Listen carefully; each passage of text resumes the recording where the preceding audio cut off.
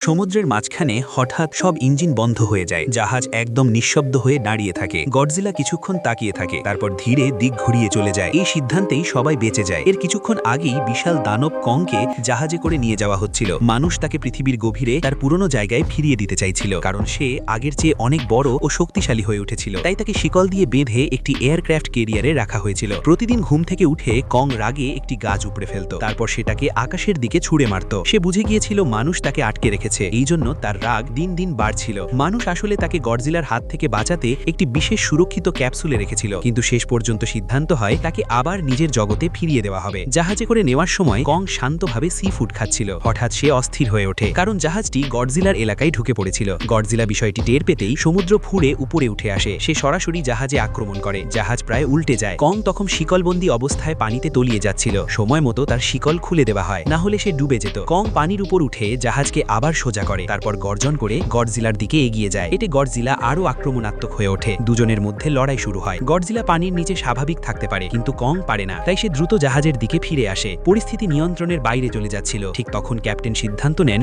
সব ইঞ্জিন বন্ধ করার নির্দেশ দেন। সব মেশিন থেমে যায়। জাহাজ নিঃশব্দ হয়ে দাঁড়িয়ে থাকে।